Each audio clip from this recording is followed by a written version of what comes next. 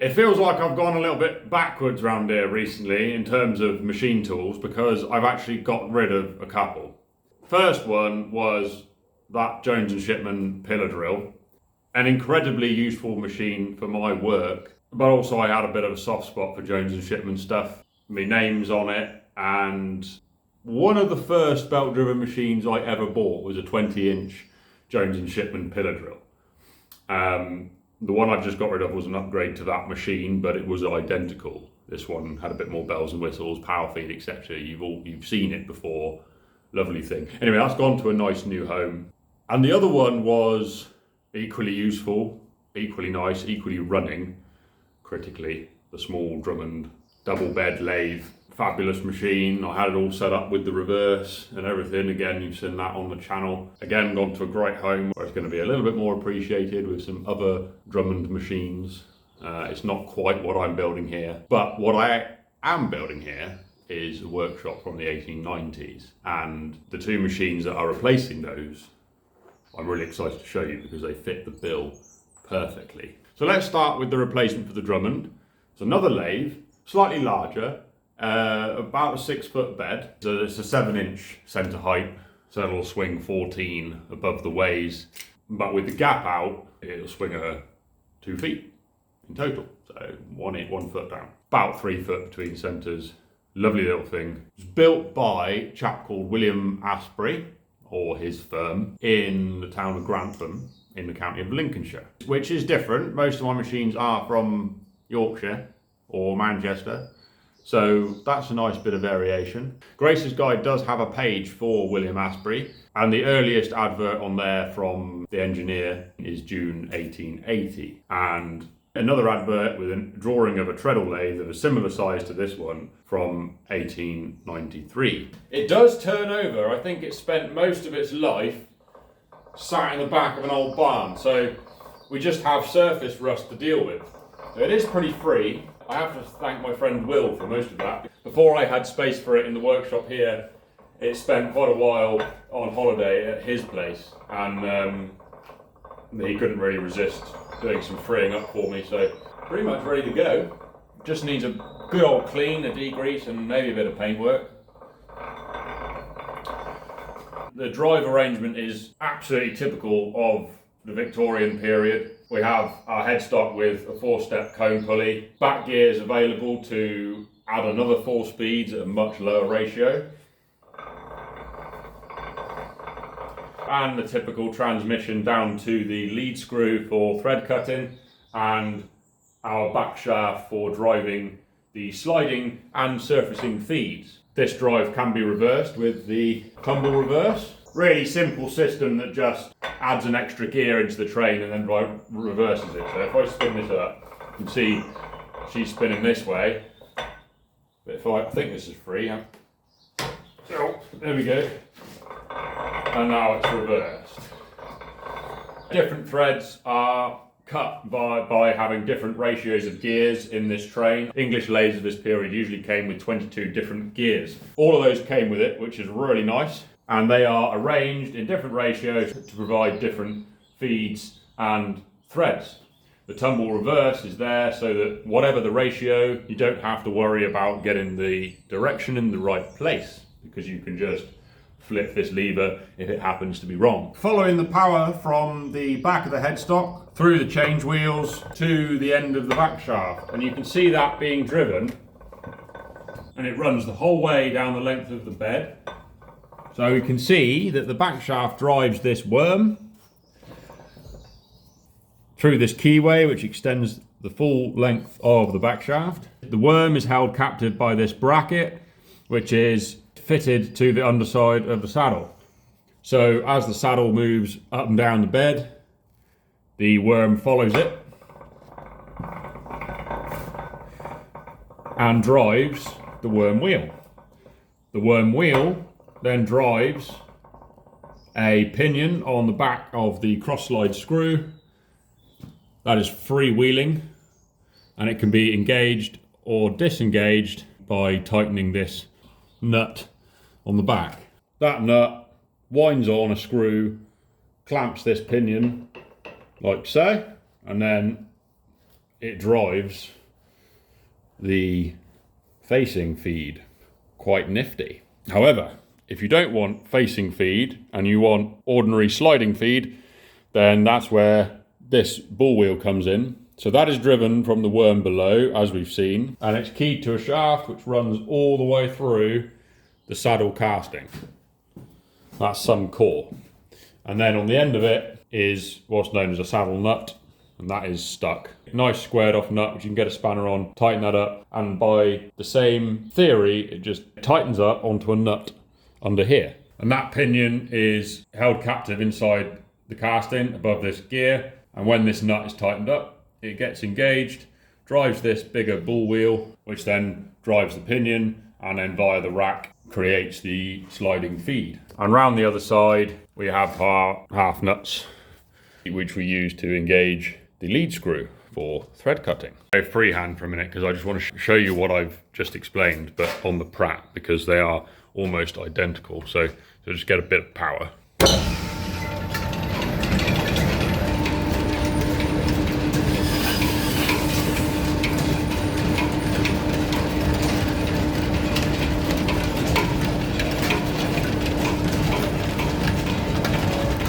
Oh, there's no, I need to put the tumble reverse in. It's in neutral at the minute.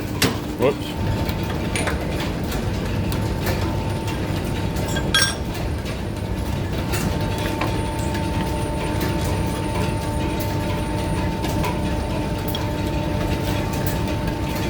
So that's exactly the same as over on the Astbury, except that this handle is much nicer. The one on the Astbury is a bit ugly. They kind of, I don't know, had a bit of an off day there. Anyway, let's get a bit more power back.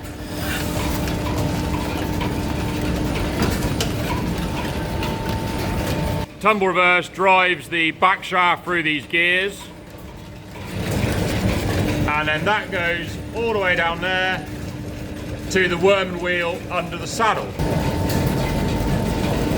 This is the pinion that drives the cross slide screw, and it is freewheeling at the moment. There's the nut on the end. If we tighten this, there it goes. We get some feed.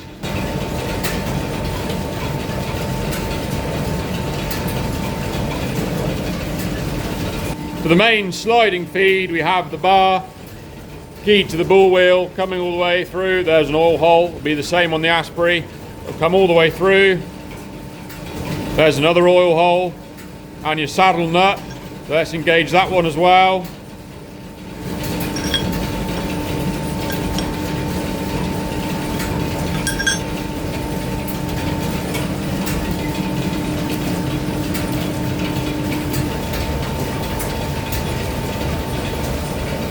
And very slowly the ball wheel is turning, being driven by the pinion above, and then driving the pinion on the rack.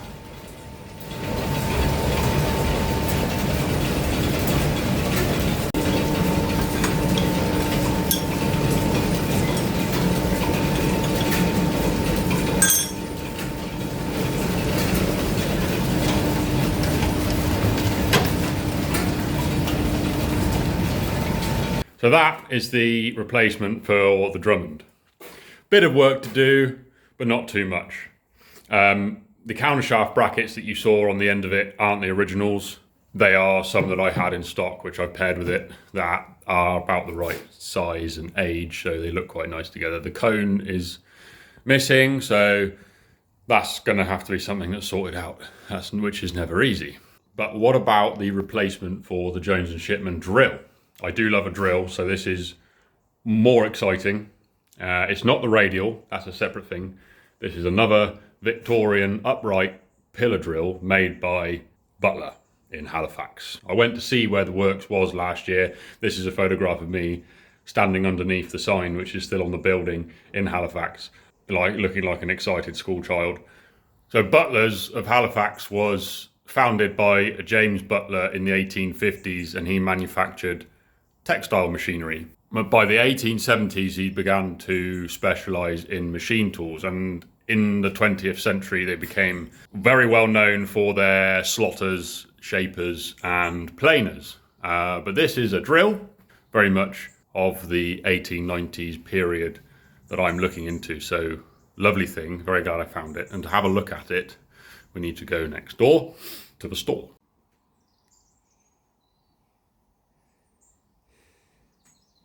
And there she is in all her glory.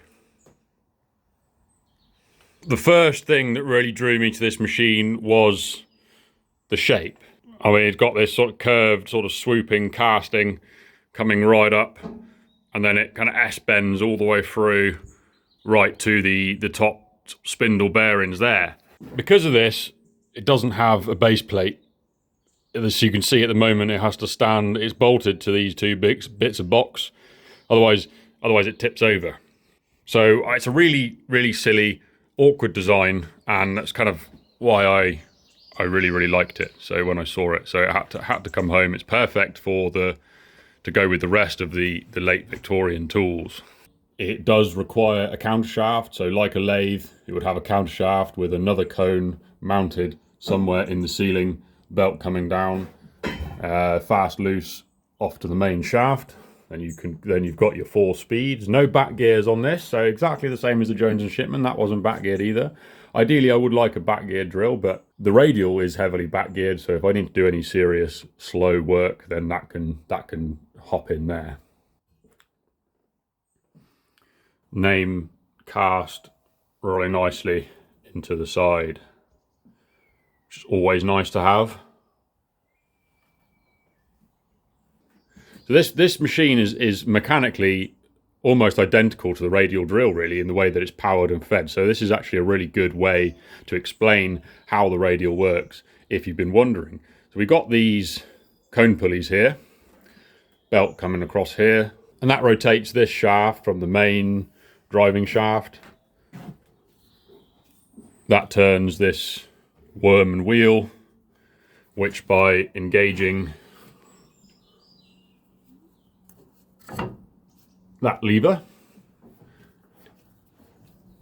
engages this shaft, which drives a pair of gears at the top, which then via that keyway drives the screw, and then the screw will have a nut in here somewhere, I assume, probably grubbed in like that, if it's only like the radial, and that will push down on the spindle, drill the hole, and then you could release it. So it's exactly the same as the radial, except the radial has a spinning nut underneath. So in order to hand feed the drill, and again this is exactly the same as the radial, we have to wind this handle, which works exactly the same mechanism as the power feed does, but obviously we can run it manually. So you would run your drill down to the hole, engage the power feed, in this case, which is that lever, and then that would drive through the work. When you finish going through the work, flick the lever out, and then you wind back out the hole. Now, it's a world away from the Jones and Shipman, which had, and every other sensible modern drill out there, which has a rack and pinion lever, so a very quick return. But these guys, this one, the radial, and an awful lot of Victorian drills have this system of screw-fed spindles. And even if they don't have a screw feed, they might have a rack and pinion, but the rack and pinion is up here and still driven by worm and wheels and spur gears, and there's lots of reduction. So you still have this incredibly laborious method of manually raising and lowering the spindle. So my old drill was an awful lot more convenient. I'm not quite sure what I've done, but yeah, it's nice, isn't it? I think so anyway. Another interesting point is the guarding we've got going on. These bevel gears here are obviously taking the drive from the cone down to the spindle itself, and they've decided to pop these rather nice, intricately cast gear covers on. They were usually optional to comply with various factory acts, but whoever ordered this obviously cared about his men and decided to put those on. And I like the way they've done it. They're not just horrible mesh or bits of fabricated steel. They're really nice, thin castings that just cover what needs to be covered. And overall, it is a very nice looking machine, which I'm very much looking forward to having running in the shop. I do need some very serious ground anchors for that though, because it is relying on its, which I'm not a massive fan of, but that's the way it is. It's not, and you might be thinking, well, surely Alec, there was a bed in the floor, a cast iron bed level with the floor, and it bolted to that. I'm fairly certain there wasn't, because I've had a look underneath there, and the casting is rough. It's not machined. If it was machined, then I think, well, it's missing a bit, isn't it? It was sat on another bed, but it wasn't. So yeah, we're going to need to do some serious anchor into the floor to get that to stand up. I also love the table. The previous owners made this nice plywood cover for it, and yeah, while it has seen some damage over the years, nowhere near as bad as a lot of drills are, so I'd sort of consider this in pretty good condition. It's just so old-fashioned with the square holes that are cored out, and yeah, really nice thing.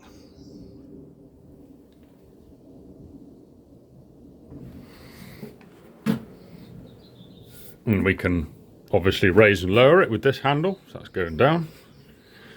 And it's nice and easy, you know. You can basically do that with a finger, because it's got this lovely reduction set here. That shaft comes right through the knee, drives the worm and wheel, drives the rack and pinion. And some of the squareness of this casting is just, yeah, really nice. I do love this period of machine tool design where they really thought about it. So that's the Butler drill, and that'll be going in the workshop at some point within the next 6 months. I have gone a little bit backwards in terms of how useful the shop is now. Obviously I've lost 2 very useful machines, but they had to be sacrificed for the cause of things going progressively more Victorian. But I could put up with it, that's fine. I didn't do an awful lot of turning anyway for my day job. I did do a lot of drilling, so that has been a challenge. But I'm probably going to end up getting this a more modern machine just as a stopgap, because the Butler also needs a lot of work. That's missing its cone as well. That's, what, 3 machines. The Astbury, the Butler, and the Radial all need cones making. But in other news, I have been doing a lot of work on the workshop itself. So the back room has completely come down and been rebuilt larger. So there is space for the radial drill now. A lot of people have been asking me about that. Yeah, it needed a bigger shop, but here we are. This is the current setup, bit dingy at the moment. I'm still waiting for some electrical work to be done. Got the forge moved over, and we now have 2 distinct forging stations in here, which is really exciting. I've had a couple of classes in here already, and it's been so nice just to have the extra space. So the fly press is there where it was originally, and that's where the wall was. So a bit more room. This is the gate I'm working on at the minute, more parts of it. Scrolly thing. They're always quite fun because there's lots of punched holes and the bar passing through itself. Yeah, fun and games. This one's going to mirror it underneath, and all we have to do is just slot that one in. So that's going to come in through that hole and then hopefully meet that one, land somewhere like that, and then with a bit of jiggery pokery and a fire weld at the end, it'll look like that. And then there's the rest of the gate. We've got the mid rail all punched out, and the heel bar is there. That's what I've been doing. Oh, that is where the radial countershaft is going to go. I've welded those brackets into the ridge beam before it went up, so a bit of thinking ahead for once. So that's what I've been doing. Pretty busy. That's why you've not heard from me very much. So the radial project and other things have taken a bit of a back burner, and yeah, should be back on track shortly. See you in the next one. I don't know what the centre height is. I probably should measure that. Should probably do that before I started, shouldn't I?